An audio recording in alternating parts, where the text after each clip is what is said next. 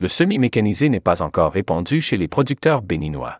Ceci est dû soit à la non-connaissance des types de semoirs disponibles, à la non-maîtrise des réglages et l'utilisation des semoirs et à l'absence de semoirs de référence.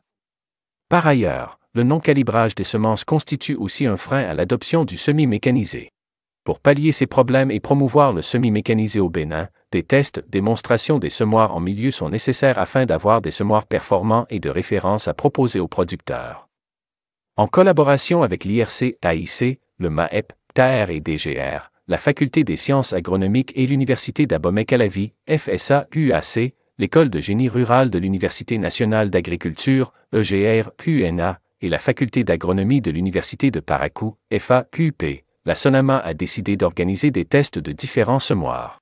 La cérémonie de lancement du test des semoirs sur le site de la FA à Parakou a eu lieu ce 17 juillet 2023. On veut voir l'efficacité de chaque semoir et savoir quel semoir on pourra prendre comme modèle. Nous avons des semoirs pour les tracteurs, pour les motoculteurs et aussi des semoirs manuels. Donc ici, nous sommes en phase d'un semoir manuel, donc on peut juste pousser, traîner et ça peut distribuer l'engrais et aussi les semences. De ce côté aussi, c'est pareil.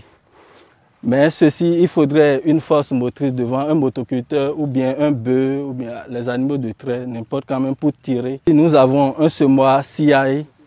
Ce semoir, on peut l'atteler au tracteur, le petit tracteur de 20 chevaux. Et de ce côté, nous avons le semoir au rançon. Cette initiative de la SONAMA a connu la participation d'importantes personnalités, en l'occurrence le doyen de la faculté d'agronomie de l'UP, le professeur Valérien Zinsou, le chef antenne de l'IRC à Parakou, M. Charlemagne Aboua, et d'autres personnalités. Deux grandes phases ont fait l'objet de déroulement de cet lancement, dont la présentation des activités à mener sur le site ainsi que des semoirs à tester en première phase et la démonstration avec un semoir sur un sol labouré en phase 2.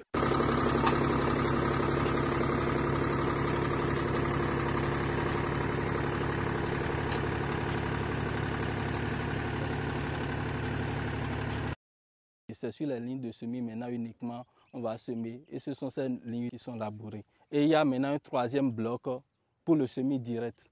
Après avoir échangé sur la procédure pour la collecte des données ainsi que des attentes de la SONAMA par rapport au fonctionnement de chaque semoir, les participants ont salué l'organisation de ces tests et encouragent les différentes parties prenantes à continuer dans cette dynamique. Remercier la SONAMA pour cette initiative.